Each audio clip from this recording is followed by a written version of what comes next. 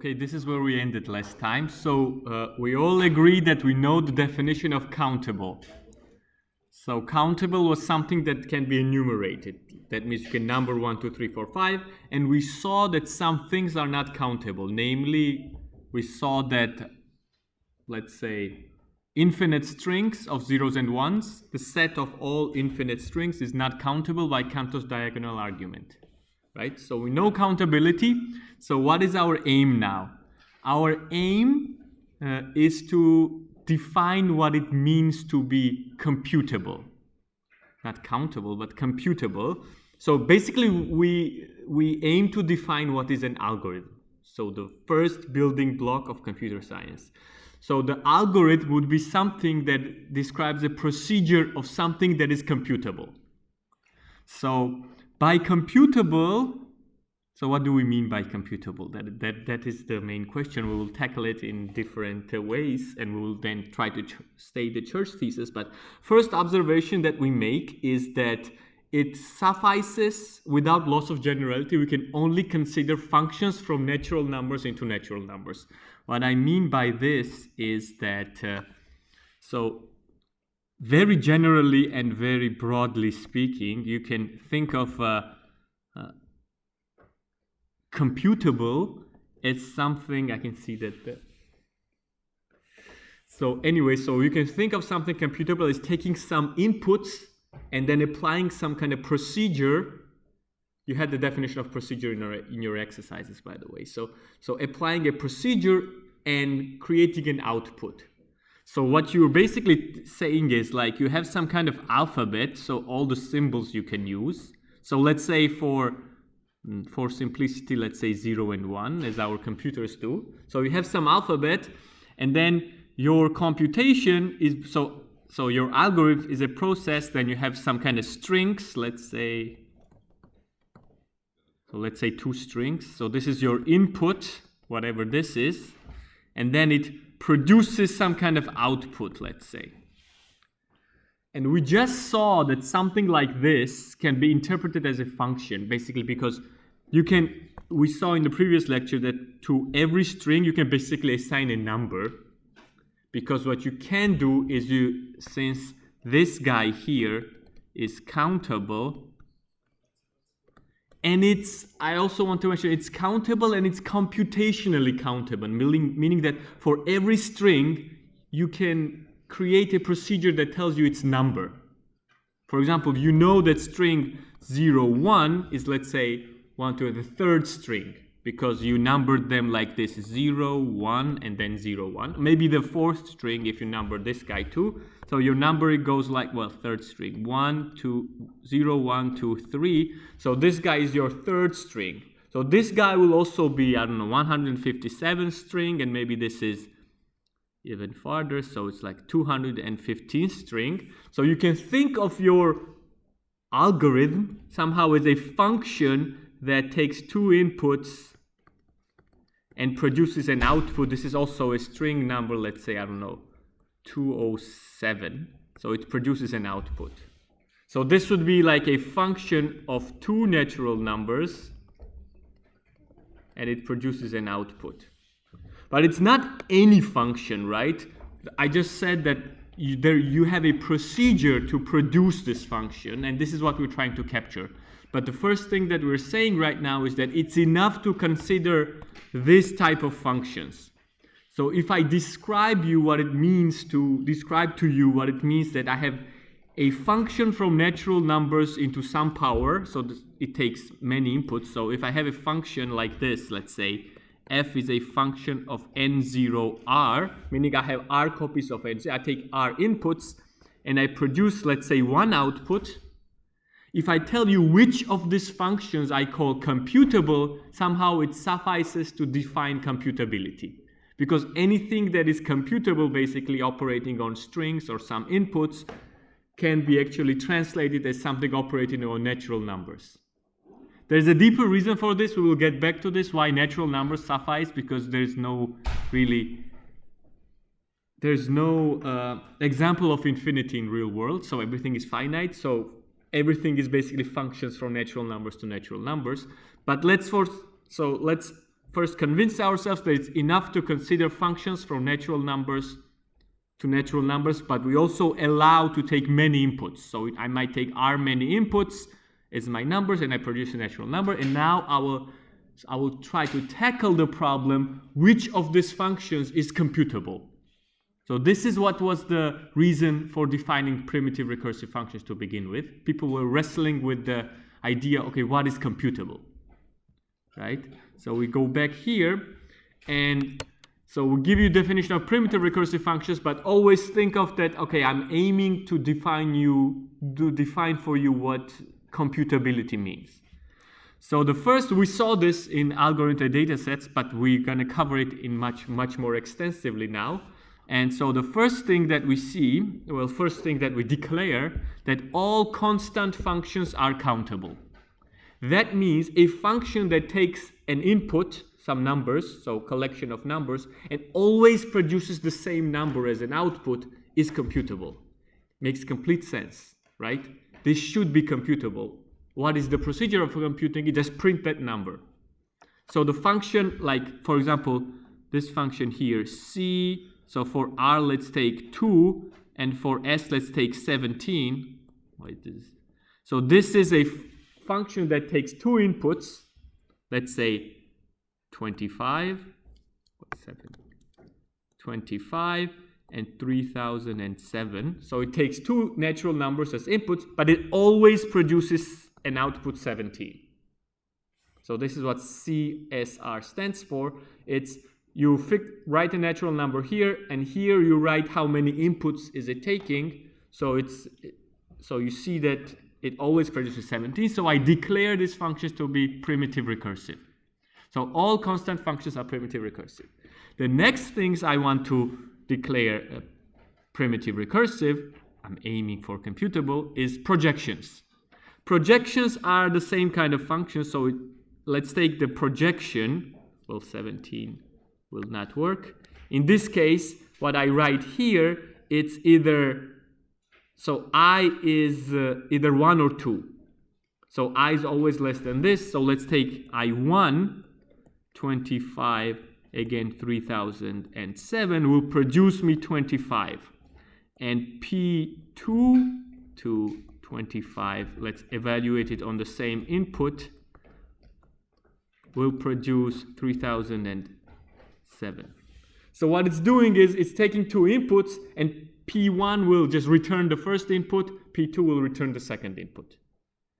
You can also, of course, write a simple program that does this. It just takes however many inputs you have here, and it produces whichever input is written here. So P17.4 will always produce the fourth input out of 17. Right? So this is not the same. This always produces the same number. This is different on different inputs, but it returns you the input. Right? So this should also be computable, meaning that if I give you n inputs, you should be able to produce the ith back somehow.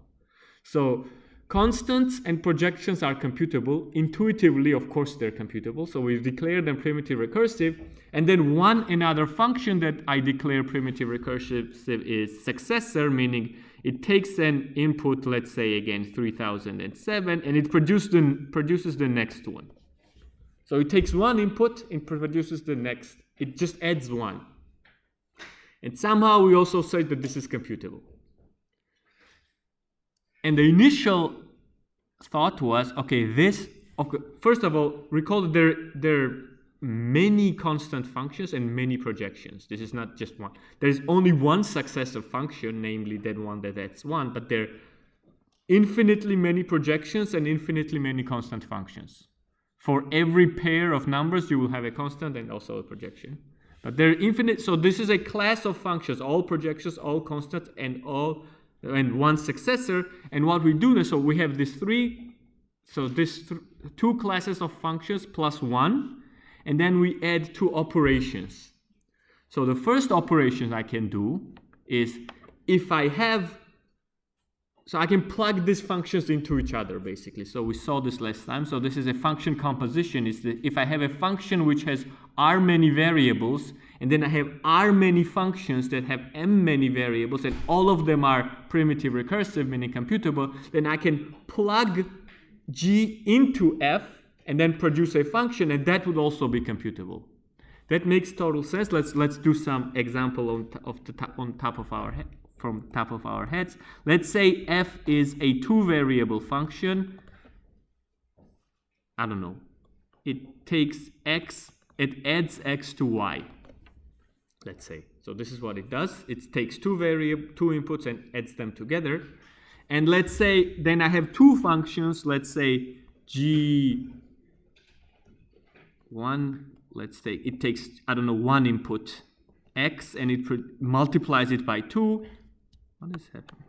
Multiplies it by 2, and then g2 x, I don't know, squares it.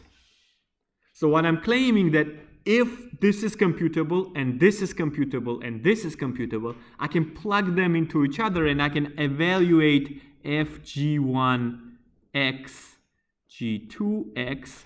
This will be a function of one variable. Why? Because it will take 2x and add x squared. So what it basically did, it knows how to add, it knows how to multiply, it knows how to exponentiate, and if you just put them together, it still knows how to do it. This is what basically the composition is doing. It's just plugging in functions into each other. So what I'm saying is I have constants, I have projections, I have a successor function, and I can plug them into each other any way I like, and I still produce something that is primitive recursive. And then I also have the fifth law, which is the primitive recursion. This is that's why the whole thing is named. That's what the whole thing is named after. And so this is basically what it's doing is, now let's say you have a function which you can compute, so primitive recursive of r many variables, and then you have r many inputs, and then you have an h function of r plus 2 inputs, and then, so let's say you have, so now you're defining a new function such that on 0, so on the base case, you know how to compute it because g is a primitive recursive, and on the next step, it uses the computable combination of the previous steps. That's what basically this is saying. H is primitive recursive, so meaning this is computable. So if to compute your function on the next step, you use the computable combination of previous steps and previous inputs, so to speak. And on the base case, you also know how to compute it. Then you can compute f. We will see many examples here. This is a recursion.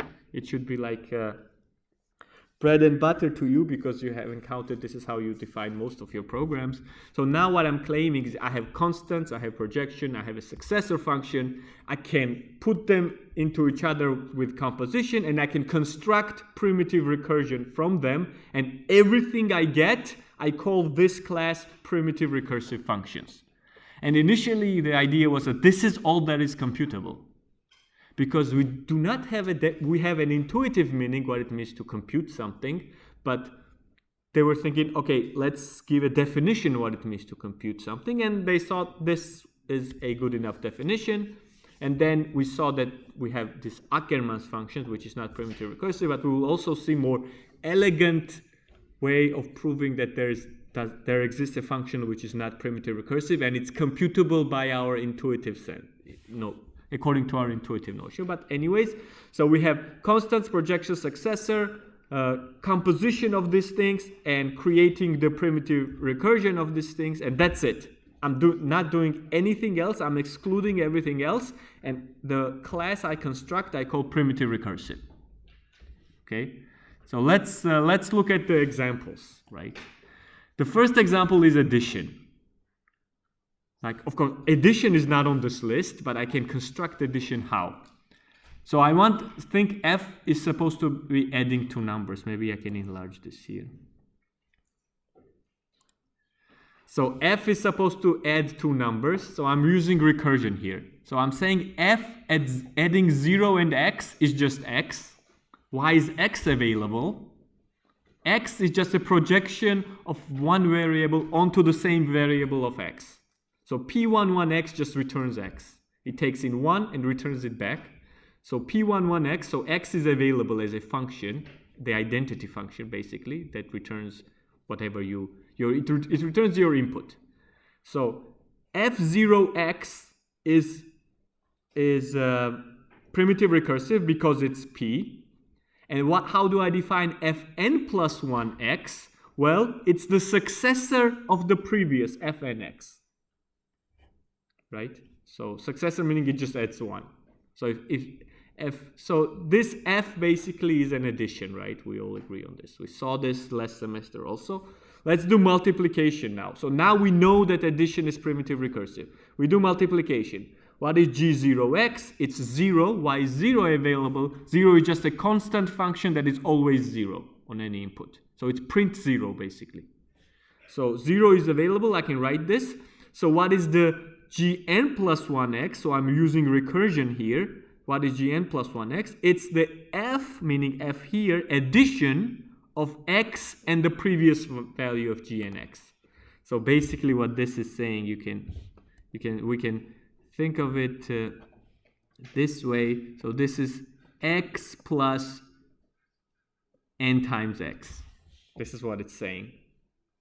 So G is n times x, Gnx. So it's you can see that this is n plus 1 times x. So it's n plus 1 times x is that you open the parentheses and you get this. And the same way, so now multiplication is primitive recursive. Now exponentiation, again, G0x is just 1, and so H0x is 1, and Hn plus 1x is the multiplication of n and Hnx. I will leave it up to you to think about it for a moment. It just exponentiated x to the power 0. And x to the power n plus 1 is x to the power n times x. And times is available because it's this function here. Okay, and now comes the kicker that any function anybody here can think of will be primitive recursive. And it took Ackermann, genius, to come around and say that there is a function that is not like constructed like this. It's not only addition, multiplication, exponential, but there's some functions exist that are not constructed here. However, if you remember the definition of Ackermann's function, it really looks like it's computable. However, we are going to prove now that there exists something that is not primitive recursive and it's actually computable by other means. This is, okay, let's skip this because, yeah, you saw in the computer architecture, I think it's the first lecture of computer architecture that why exponentiation is important, but let's skip this. And let's move on to what I mean by, I don't know what to call it, derivation or something. Let's call it derivation. For example, how would one, so let's say you coded your computer so that it knows constant functions. That means it has somehow inherently can print numbers. It knows how to create projections, meaning when you give it an input, it knows how to return the input back, one of the inputs back, and it knows how to compute a successor. And it also knows how to do composition and how to construct recursion. Let's say you did this. Now, how would you actually define addition? How one might go about this is define functions in steps. So recall this is the addition, right? F0x is x, and Fn plus 1x is successor of Fnx, right? This is what we're trying to define now. So I might say that F1x is P11x, that is just x. So I define a function identity x. Then F2x is just successor. These two are available in my memory somehow. So I know P11x and Sx. Then I say that F30x is F1x, which is P11x. And F3n plus 1y is, well, y. It should be x. So Fn plus 1x is F2, which is successor here, successor of F3nx. So it's basically the same definition of, it's the same exact thing as before, but somehow we did it in steps. Somehow we remembered what we called on P11, we called on successor, and then we used recursion to define it.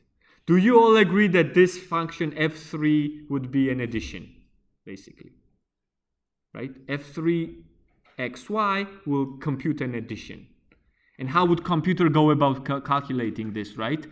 It would, so let's say you want to calculate f3, let's just go through this. So let's say it wants to compute f3, 3, 4, it would start to go back somehow, decrease it all the way down to 0, then it knows the base case, it's 4, and then it will compute 5 successors. So this is like f3, 2 plus 1, 4, so it's the successor of f2, 4, and so on, and it will do successor, successor, successor, and we will compute it. So this is supposed to be, yeah, this is supposed to be f2, but which is the same as successor here. But what I'm saying is like, this is a derivation here. So let's just state it out what the derivation is. A derivation of a primitive recursive function f, so this is a derivation of f3, so addition. So derivation is a sequence of definitions of functions f1, f2, f3 in our case. So I have the sequence of definitions. How? Each fi is primitive recursive by rules 1, 2, 3, meaning it's either constant, projection, or successor. So each one of them is either constant, projection, or successor, or each fi is created by composition or recursion of the previously defined functions. Like f3 here was created from f1 and f2 using recursion, rule of recursion. And the final one, f equals fs, is the last function. So I'm trying to define f, so fs should be the last function that I'm trying to define. Is that clear? So this is a derivation. Derivation is just a list of functions such that the last one is what I'm trying to define.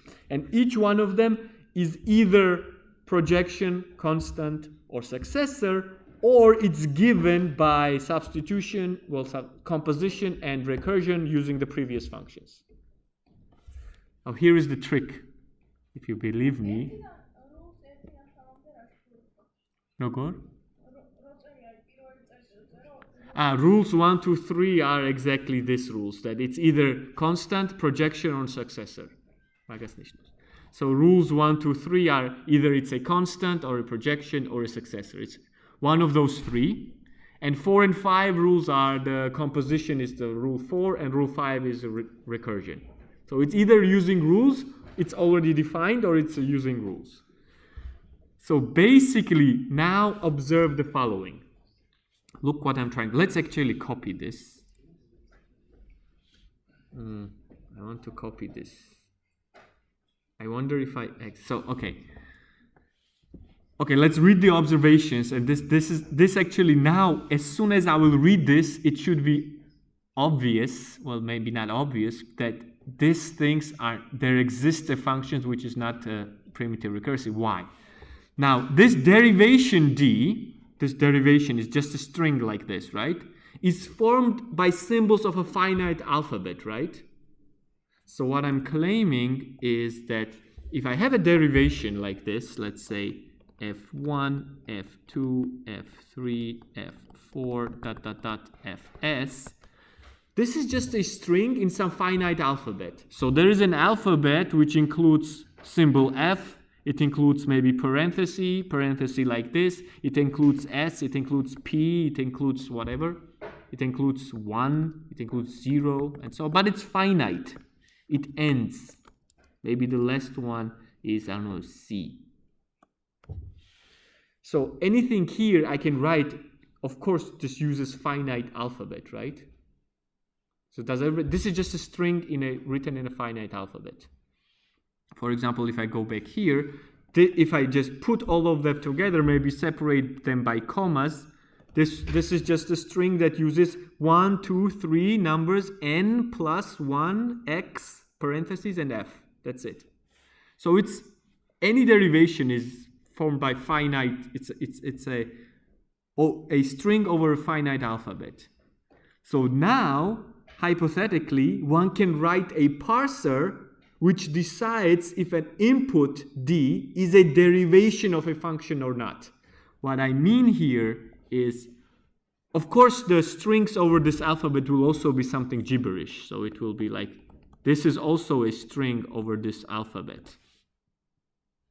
Right? So, but this is not a derivation of anything. But I can write a parser that looks at the derivation and it checks whether it obeys these rules or not. First of all, it has to check whether it's correctly written, maybe check if the number of left parentheses is the same as right parentheses or something. But really it has to check whether these 3 dot rules are obeyed or not. So one can we're skipping over details here, but it's kind of believable that you can write something like this that looks at a string and says, okay, this string is a derivation of a function or not. It just has to check these 3 rules.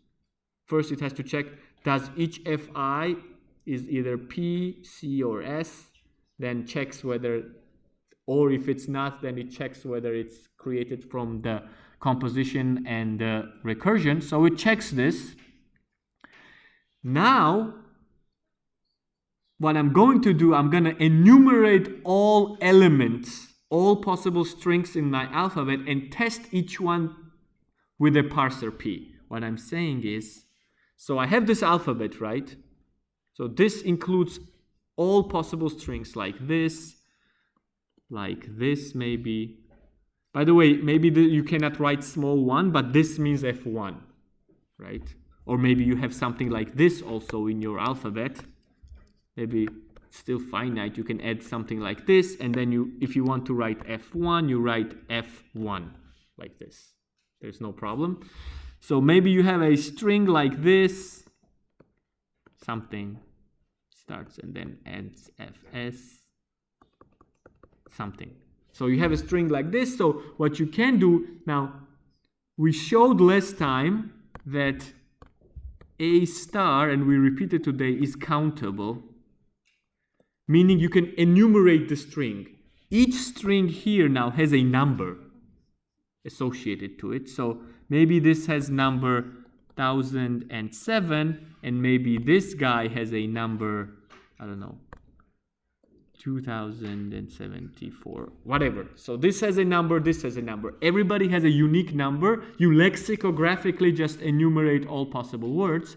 And now what you do is you check every single string with your parser. And let's say, so you have many different strings. Let's write them out here. So you have, let's say, so since you enumerated, you have string 0, maybe this is empty string. Then you have string 1, string 2, string 3, string 4, string 5, and it continues. But every single derivation is here of every single function. Do you agree? Because I'm writing all possible finite strings. And of course, every single derivation is here. But somehow, most of them are completely gibberish, because it's just taking all possible strings.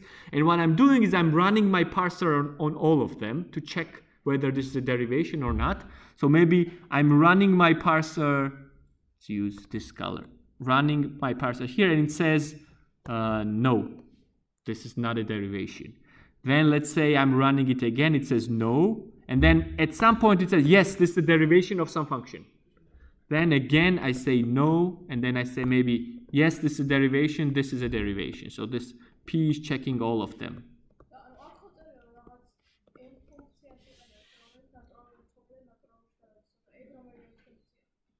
როგორ? SP.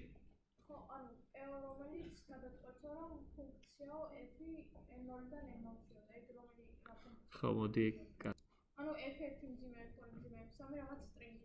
ხო, რაღაც string-ია, რომელიც, so it's a string that actually obeys these 3 rules. Derivation. So once I define a derivation, right, then my parser can check for this derivation, for any string. Somehow first it has to make sure that it's not a complete gibberish, and then check whether the string that I gave it as an input is a derivation of something or not by these 3 rules.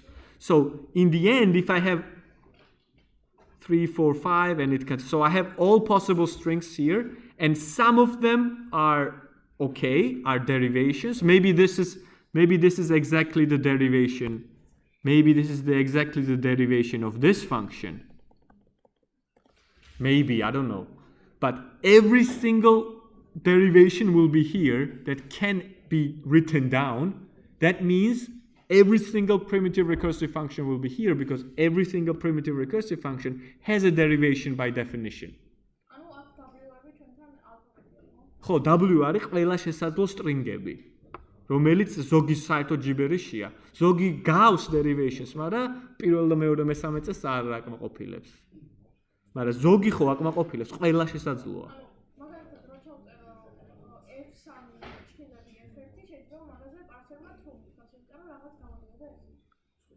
Ara. So in only way parser can say that something is true if it's really a derivation of something. So once you construct a primitive recursive function if you construct a primitive recursive function from constants, from projections, and from a successor using the composition and primitive recursion, that means what you're writing down is basically a derivation. You have to start with these three functions and do these operations here, and you really what you're writing down is a long string that creates from constants, projections, and successor, it creates a new function called maybe addition. So this string here, what I wrote down, creates a function addition. And what parser does, it looks at your string, it doesn't understand anything. It just looks syntactically at your string and checks if your strings obeys these rules here. That's it. And it looks at every possible string. Most of them, this string here might be complete gibberish. It might be something like this.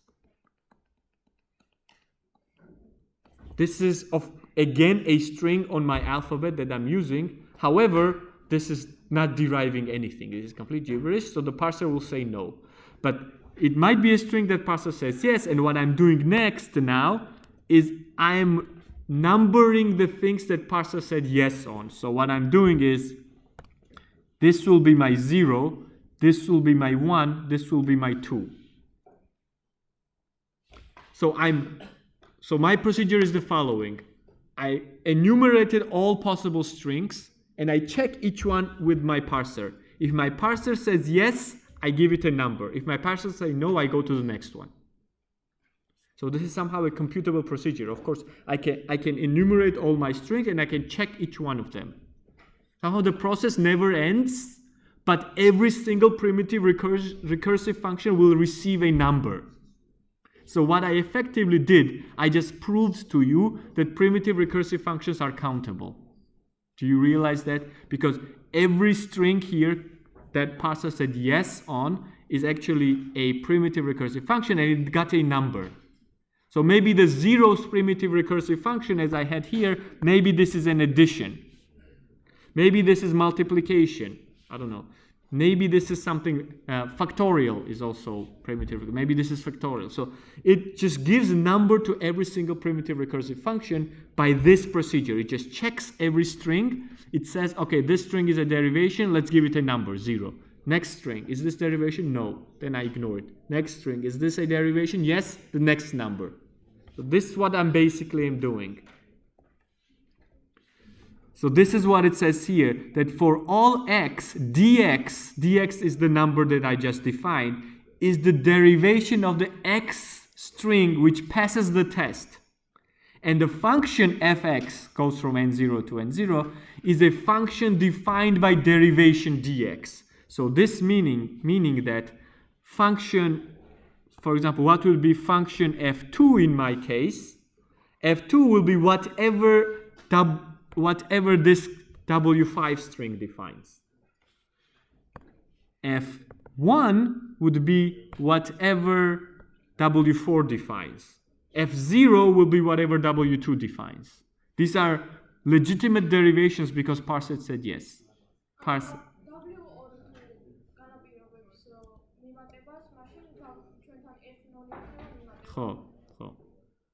If W2 happened to be a derivation of addition, then F0 will be an addition. But every single primitive recursive function will have a number now.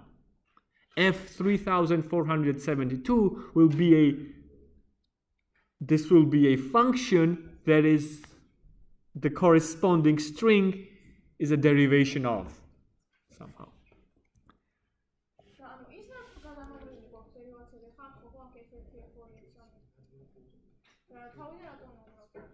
როგორ გვაქვს გადანამრული, აბა?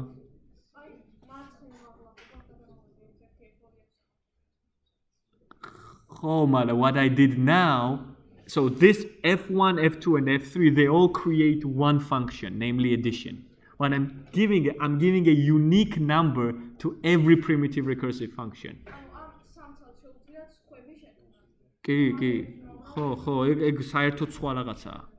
So these three can create many different functions, but what I did now is I gave a unique number to every single primitive recursive function.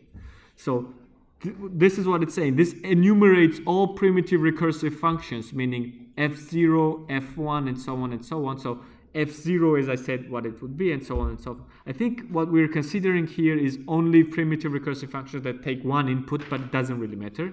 Anyways, this is beyond the point. So now we have all primitive recursive functions have a number now. Look what, this is obviously over, it says here. Why is it obviously over? Now I'm going to create a new function. Let me create you a new function. So let's say I have this procedure now. This is the key, by the way, of computer science, not just this course. So let's say W6, W7, and this continues. And let's say let's say the parser here said no, and parser here said yes. I don't know. So that means this will be number 3, right? So now I'm creating a new function. Let's use, so let's erase this so we can see better. So let's use black for this new function, G. Tell me when the time runs out, because I do not see a clock here. So what is g of x? How do I compute g of x? I look for f of x. I compute it at x and add 1. So what does this mean? So what would be g3? G3 will look at the third guy here, right? How can it find the third guy? It has an enumeration of all possible strings. It will look here, no, no, yes, it will record, okay, this is 0, no, yes, it will record 1, 2, and it will find the third guy at some point. So now it knows that this is a primitive recursive function, namely this is f3, right? The function that is created by W7. So the string W7 creates f3, because this is a string that derives f3. Now f3 is primitive recursive, meaning I can compute it at 3, right? So I compute it at 3 because primitive recursive, and then I add 1. So this procedure intuitively is computable, meaning you can write a program intuitively that does this. It might take very long, but for any x, it will look at every single possible string. Then it will run the parser or every single possible string. It will find the x string here. Then it will know the definition of fx because the corresponding string creates fx. It will calculate x at x and add 1. Now I'm saying to you, and I want you to guess why, that this function is not on this list here.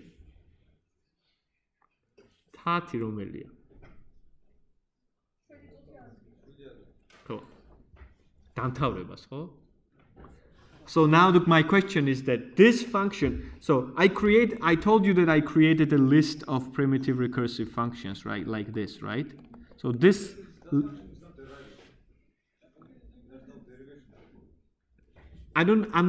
let's say, I'm not asking whether it's derivable or not at the moment. First that we need to agree, is this computable by your intuitive sense? Yes. So it's computable because there is a procedure I'm describing how to compute it. You just have to check every single string, and at some point you will find it. Then if f is computable, by definition it only says yes on computable things, meaning if f is primitive recursive, you can find f3, you can compute it on 3, and adding 1 should be computable. So you can always do this. And now I'm saying that g is not here. It's computable, but it's not on this list. Why is it not on this list?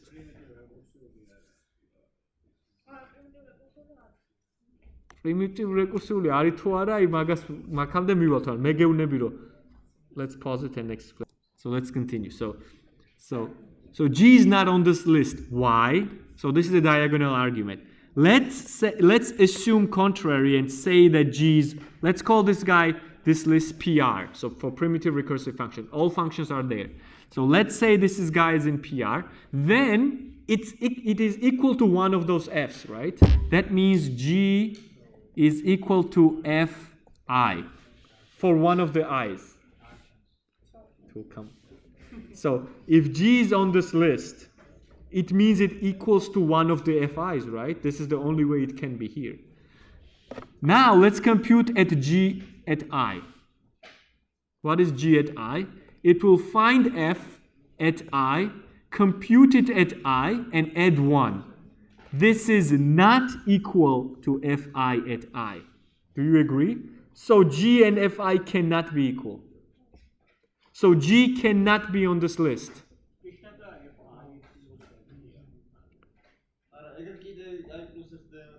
Fi plus რაღაცა ხო არის, რომელი if it's on this list, it's one of the functions. Fk, Fl, whatever. If it's on the list, it's one of those functions. And as soon as you say that it's one of those functions, then it will differ at that. So if it's function Fk, it will differ at Fk point. So it's not equal to any of the functions here. That means it's not on this list. However, you agreed that this is computable. So the lemma that comes out is that there exists a computable function. Total means that it's defined everywhere. So there exists a computable function, namely G, which is not primitive recursive. So without relying on Ackermann's function, just theoretically reasoning by diagonals argument, this means that there is a function that is not primitive recursive and computable. Meaning, if we want to capture computability, we have to go beyond primitive recursive functions.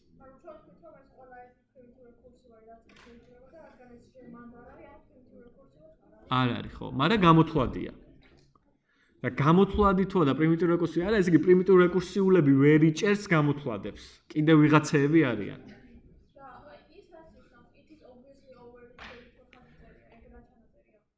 ესა? This means that this is exactly that we enumerated all possibles. F0, F1, F2, these are all functions that are primitive recursive, but here we were only, so the proof only was designed to work on functions that take one input. So this will be primitive recursive functions that take one input. And the G was also a function that takes one input, and it's not here, but this is just the technical point.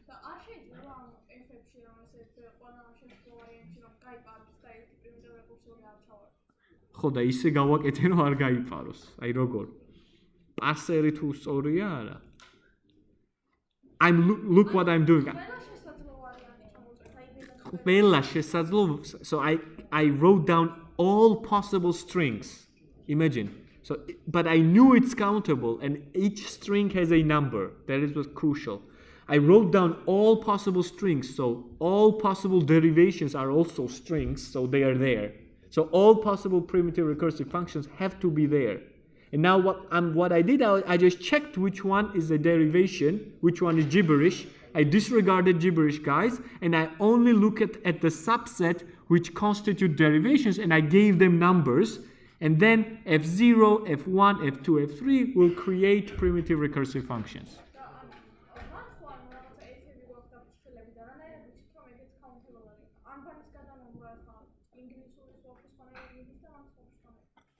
Okay, let's pause. Okay, so we prove that there is a total computable function which is not primitive recursive. Basically, well, the proof was not very explicit, meaning that we said that you can create a parser, and of course creating this parser is not an easy job. This is the salt of the argument, but somehow you believe that this is doable. And also, we also have a candidate from previous semester by Ackermann's function, which is not primitive recursive. but the diagonal argument also works here. Okay, so now remember our initial goal was to capture the notion of computability, what it means to have an algorithm, what it means to compute. What are we studying in computer science? Computer science. So we want to things that are computable. So meaning that now we have to, so primitive recursive functions are not enough. There are things that are computable and not here. So we try to enlarge primitive recursive functions, but first let's look at some other primitive recursive functions that we will use later. The first primitive recursive function we look at is a modified predecessor. So this is function px. It's not the same p as the projection. This is different p, so it's predecessor. It subtracts 1 basically. So P5 will be 4, P4 will be 3. However, if your P0, you cannot subtract from 0, you're in first grade. So we're looking at natural numbers. So P0 is 0. So sometimes they write it is written this way. Pay attention, this might appear in midterm. I don't remember if it's there or not, but this is how it's written. So this is a subtraction, but however, if you cannot subtract, it's 0. Oh. So it is, instead of px, sometimes it's written this way, right? So 5 minus 4 like this is 1, but 5 minus 6, so for example, 5 subtracted 6 is 0.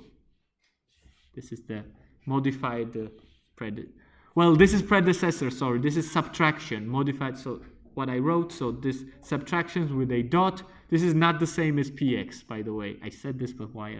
Px is just subtracting 1, but the modified subtraction is primitive recursive also, and it's like this. Anyways, so how do I know that this is primitive recursive? I define it using recursion. How? u0 is 0, and ux plus 1 is x. So this is basically a derivation of p. Does everybody agree? Oh yeah, here it is. I didn't know it was here, sorry. So this is the dotted y, so this is x dot minus y. It's x minus y when x is bigger than y, and it's 0 otherwise. Why is it primitive recursive? Because x minus with a dot, so modified difference 0 is x, and x modified difference y plus 1 is the predecessor of x minus y with a dot. So you should be very familiar with this things. So this is also primitive recursive. What else? Sine of x. Sine of x is what? It just takes an input x and returns 1 if x is positive and 0 if x is 0. Why is it primitive recursive? Again, with recursion, sine of 0 is 0. Sine of x plus 1 is always 1.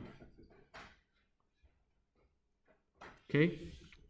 There's also an alternative way, sine bar. Sine bar is the opposite, so it's 0 when x is positive and 1 when x is 0, so it just reverses 1 and 0, and this is just 1 minus x with a dot, and I know that minus with a dot is modified difference, and then sine of x, if you know this, so this just a simple definition of sine bar, and then sine of x is sine of x bar plugged in sine of x. So this is just a composition of sine bar. With sine bar is just sine. And sine bar ნოლი და 1 შებრუნებულია. sine bar x-ზე არის 0 როცა x დადებითია და 1 როცა x-ი 0-ია. პირიქით შვება. და ეგ ძალიან ადვილად არის primitive recursive. So it's very easy to see that sine bar is primitive recursive because it's just a modified difference of 1 and x. Imagine if x is anything but 1. So if x is anything but 0, this is always 0. And if x is 0, this is 1. So it's exactly the opposite of that. And then you can see this directly, and then you can see that sine of x is, instead of using this derivation, you can use this derivation. That's what I'm claiming. Okay, so these things I know, right? Modified predecessor, modified difference, and the sine and the flipped sign are all primitive recursive. Okay. Now I'm going to define what it means to have a primitive recursive predicate. This is also very important. The predicate is a function that takes an input, natural numbers again, but instead of returning an output, a natural number, it just returns true or false. So it's a function from natural numbers, the R copies of natural numbers, into just two things, true or false. So predicate, for example, predicate, which is, let's look at here, x less or equal to y.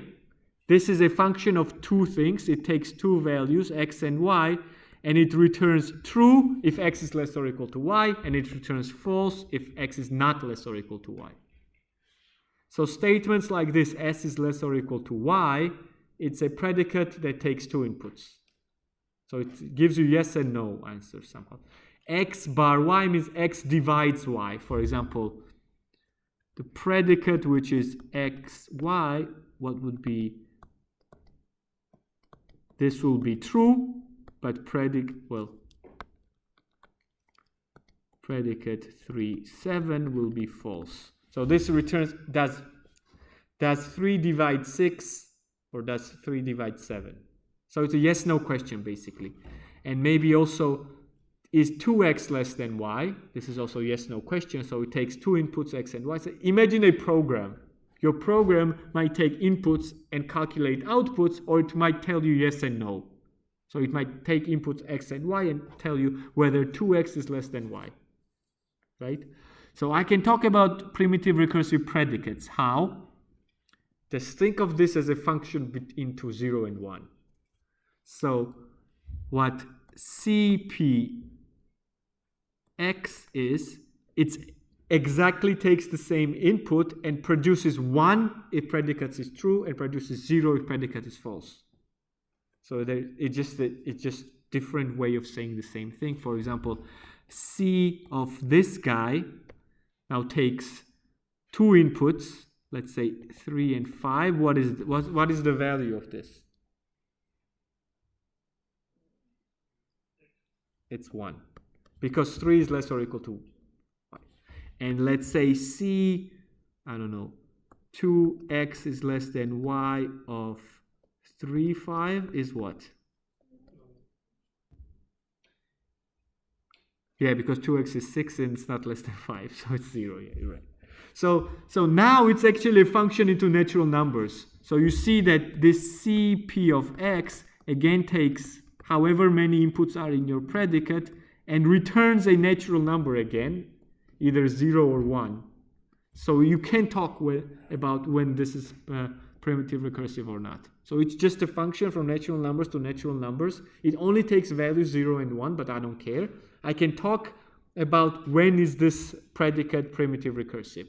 By the way, this is very important. You can see that yes-no questions are basically functions from natural numbers to natural numbers. And in the beginning, I said that anything that takes an input and produces an output is really a function from natural numbers to natural numbers.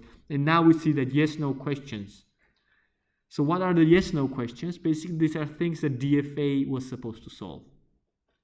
DFA was supposed to take an input, a string, and produce yes and no. So it's like it produces a function that takes an input and gives you yes and no. And now I'm talking about the same things in a different language. So now I'm talking about this characteristic functions they call. This is why the C comes from, by the way. So it's 1 when P is true and 0 when P is false.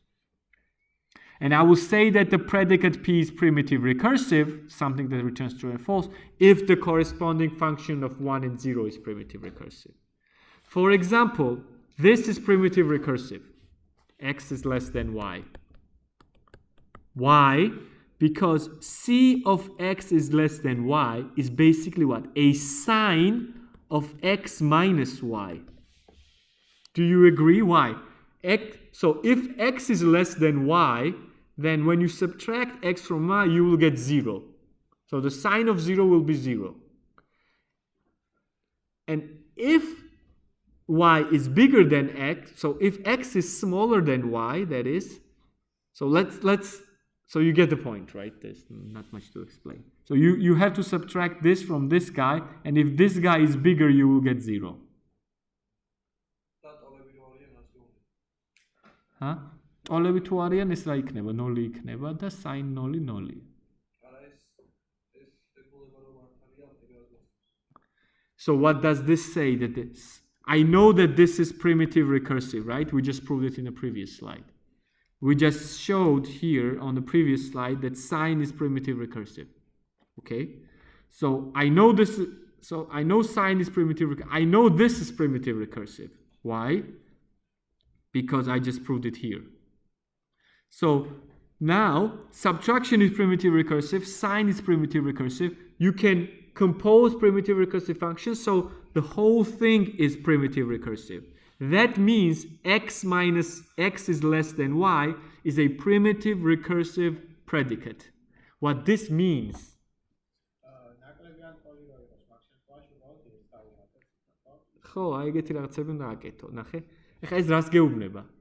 So let me just explain this. So, okay, let's explain it. So what this basically says that you can write it. So if you have a program that can compute primitive recursive functions, that means your computer has the ability to produce constant, which is produce projections. The constant is just print. Projection is just input, and it just prints back one of your inputs. Then successor, it can add one, if you have this, and then your program is able to just put things together and also has a module that does recursion. Let's say you have this, then it can tell you can write a program that x is less than or equal to y. It tells you true or false. This is what all it says. Because what it's going to do is it's just going to compute this, because we know this is primitive recursive. It's computable from constants, projections, and these things. It's going to compute this, and it will tell you 1 or 0, which you will interpret as true or false. Primitive recursive. I know this is primitive recursive, this is primitive recursive, so the composition is primitive recursive, so this guy is primitive recursive. This is all this says.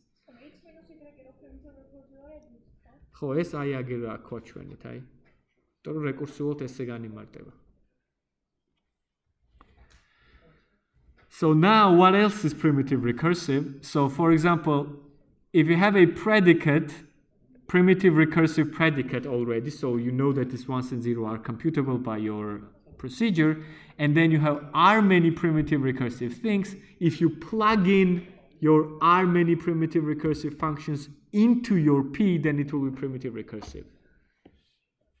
Think of it as an exercise. So this actually implies that 2x is less than y is also possible, because multiplication by 2 is primitive recursive, x is less than y is primitive recursive, so if you plug them in together, this predicate will be primitive recursive, meaning you can write a program that also interprets this. Okay.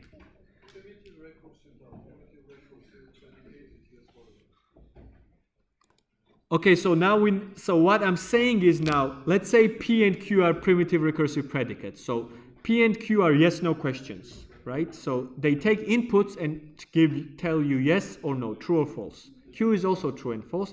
What I'm saying that P and Q is primitive recursive, P or Q and not P. So what is P and Q? Let's say I have a primitive recursive, so let's say P takes inputs x is less than y, and Q tells you 2x equals y.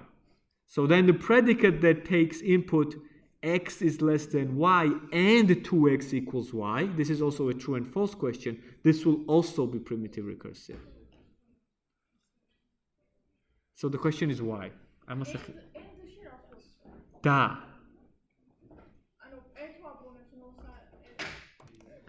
So let me show you the proof and see that it's very easy actually. So what is the characteristic function of P and Q? It's a multiplication of CPX and CQX. So is P and Q true? It is true if and only if this is 1 and this is 1. So this is 0 means one of them is 0. So the characteristic function of P and Q is a characteristic function of P multiplied by characteristic function of Q. And multiplication is primitive recursive. So if this is primitive recursive and this is, then their multiplication also is. What about OR? P or Q is it's an addition, but somehow you only want to return 1 or 0. So you make an addition, and if addition is not 0, you return 1. and characteristic function of not P is the opposite of Px. Sometimes somehow I have a feeling that this is going over your head, so let's just pause it for a minute. So for example, how do I know that x equals y is primitive recursive? So I can write, how do I know this? Because x equals y is the same as x is less than y, or y is less than x. So x is less than y is primitive recursive because here. Y is less than x is primitive recursive because here. So x is less than y, or y is less than x is primitive recursive because here. And then not is primitive recursive because here. It's the opposite sign of Px. So x equals y is the same as x is less than y, or y is less than x is not happening. So this is primitive recursive.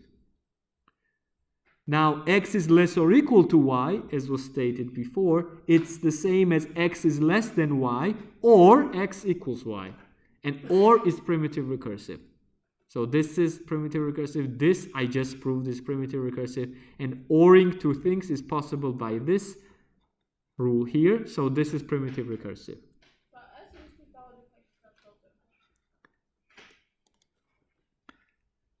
The reason why I'm doing this is because I want to approach this guy here. So what I'm saying is now, so what I try to do is that, so I will intuitively also explain this and maybe you will also understand. So let's say now I have k many primitive recursive functions. So the predicates. I can see that the screen is off again. So I have k many primitive recursive predicates, p1 to pk. So these are yes/no questions. So let's zoom it in. So these are yes/no questions, k many yes/no questions. And let's say I have r many functions, which are primitive recursive, right?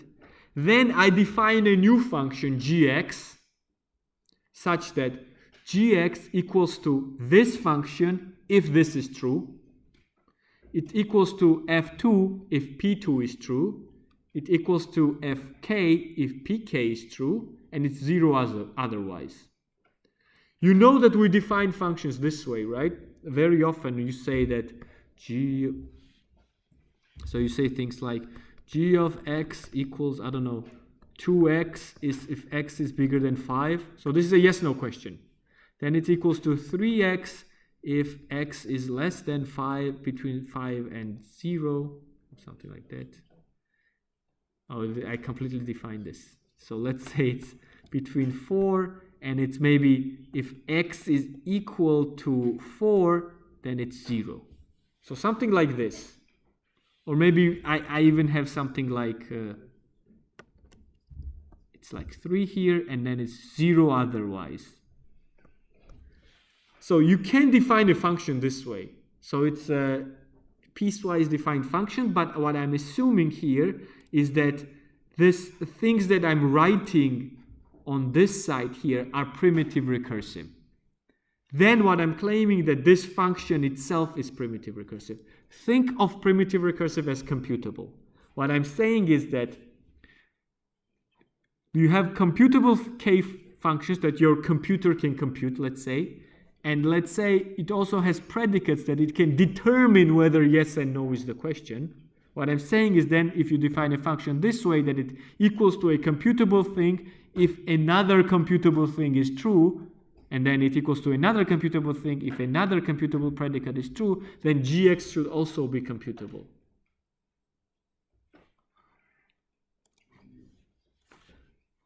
Right? So if computer has to do it, the computer has to check which of pi is true. And by the way, only one pi must be true. If two pi's are true, then this function is ill-defined. So only one pi should be true, and then it computes f. And then it returns ug. But mathematically, why is this primitive recursive? Because this equality holds. What does this equality tell you? Only one of those CPIs is 1. All other ones are 0, and CPI becomes 1 if PI is true. So let's say P2, let's say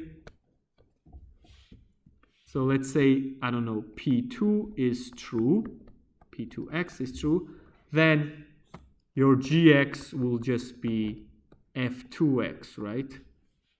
And what this thing is claiming here basically is that g is just, you check whether CP1 is true, it's 0 if it's not true, and it's 1 if it's true, and it will just, g of x will be whichever pi is true, that exact pi will become 1, and the corresponding fi will be computed.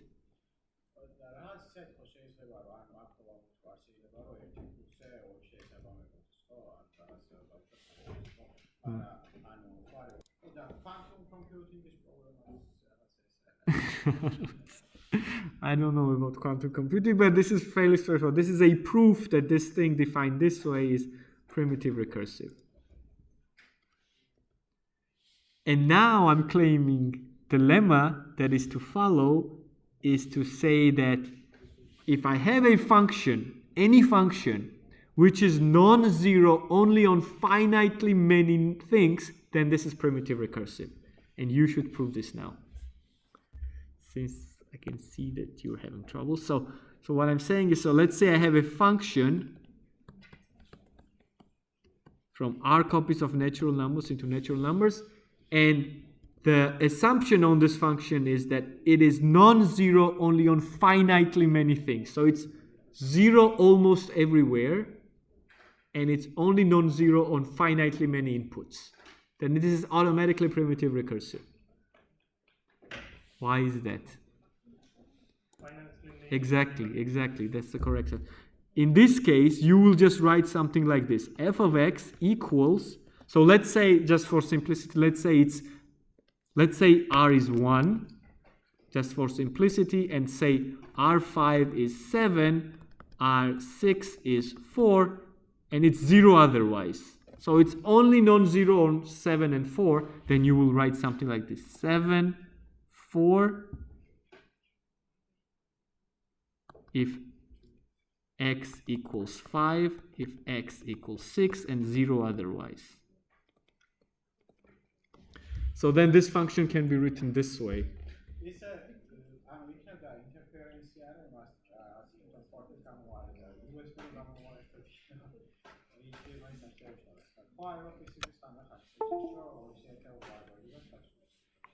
Let's see, I removed the USB now. So it's 7 if x equals 5, 4 if x equals 6, and it's 0 otherwise. And x equals 5 and x equals 6 is primitive recursive predicate. We just checked this. So you have primitive recursive predicates, then these are constant functions. And then we just saw that this is actually, this can be written as f of x then is equal to c x equals 5 times 7 plus c x equals 6 times 4, and that's it. This is what this function is, because how would you compute f17? C x equals 5 f17 is 0 times 7 plus 0 times 4, so this will be 0. However, f5 would be 1 times 7 plus 0 times 4, which is 7. So this function is exactly this. There's nothing complicated going on here. It's just a bunch of definitions piled on top of each other.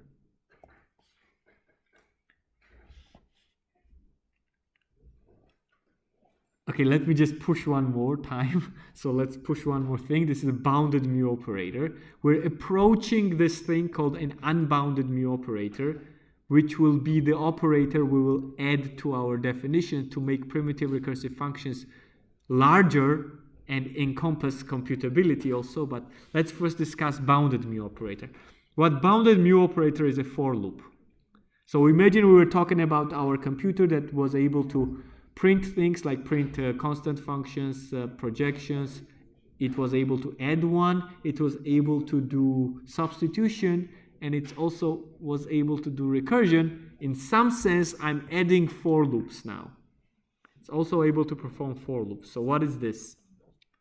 So let's try to at least understand this, because this is very important.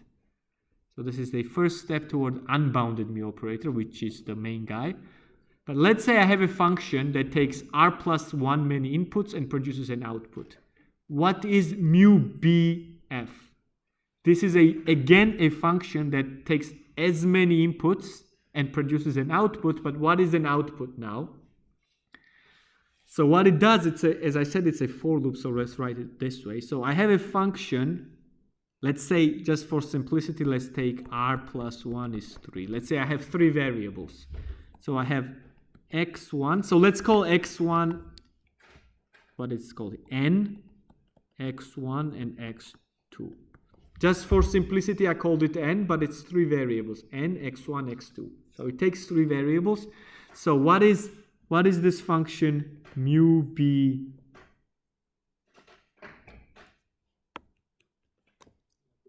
f n x1, x2? So how do I compute this function now? This is the bounded minimization of f. So what I do is I first compute this, f0, x1, x2, and check whether this is equal to 0 or not. If it is equal to 0, right, I return 0. If not, I go to f1, x1, x2, and check is this equal to 0. And I do it all the way up to n. So I check f. So let me write down. So let's say I want to compute f7, x1, x2. So let's say I want to compute this. The bounded mu operator of f7. This is what I'm trying to compute. So how do I do it? I compute f at 0, f at 1. I go all the way up to f7. Again, I will check if it's 0. And I will return the first place I encountered 0. So I'm returning the smallest m such that fmx is 0. And if it does not become 0 up until 7, I will return 0.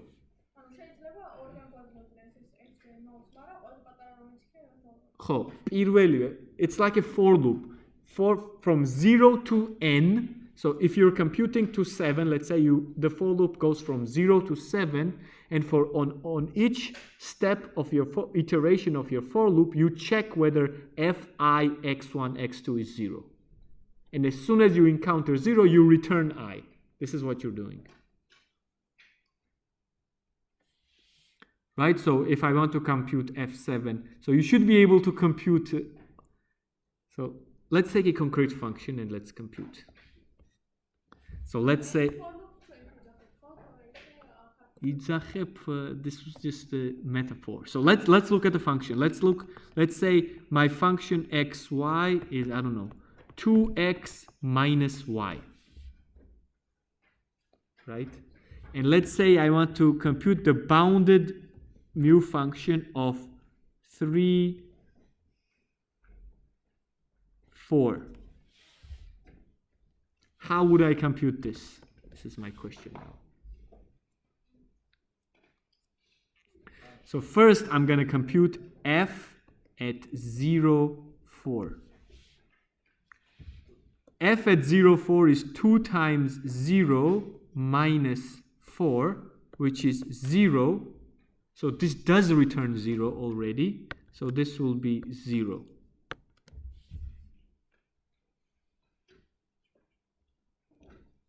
Already it will not go up all the way to 3.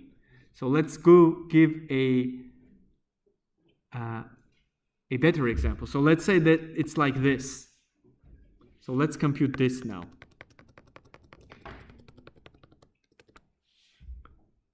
So look, I want to compute this. This is my question now. How will this thing work? It will first look at f0, 4. This will be 2 times 0 minus 4 plus 4 plus 4.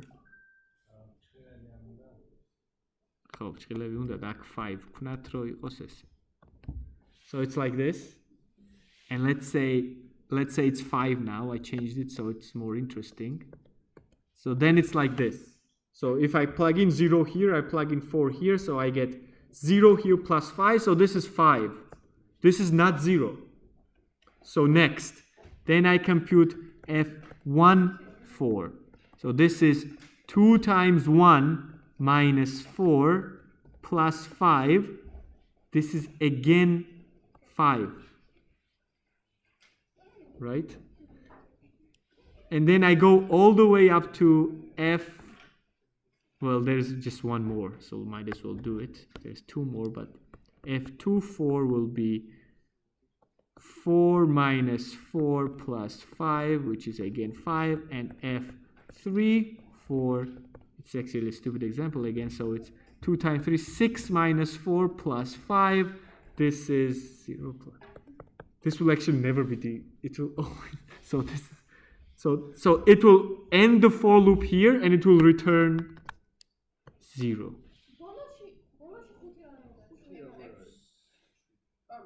Okay, what am I doing? So this is 2 plus 5, it's 7, right? So this will return 0. So it was not a very interesting example, I'm sorry, but so it will go all the way up to n. You see what it's doing, but if at some point, let's say I define a function that so that it equals to 0 here, then it will return 1. So 1 will be the value. But the thing is, the for loop ended, so it never found the solution for this, then it returns 0. This is the bounded operator.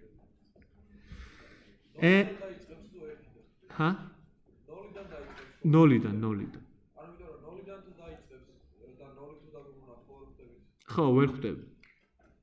It's okay. So it starts from the 0. This is actually a good observation, and you do not know whether it's a 0 is a solution and that's why you got 0, or 0 is not a solution and that's why you got 0. But that's not a problem. And this is a bounded mu operator, and this changes nothing. Here we prove this. And let's prove this in a couple minutes, and then we start tomorrow with unbounded mu operator. And I'll highly advise you to understand the bounded mu operator better. But if f is a primitive recursive, then the bounded operator is again primitive recursive. Meaning that if you take primitive recursive function and apply the bounded operator, you get a different function that always is 0 or 1 or whatever, but you never leave the realm of primitive recursive functions.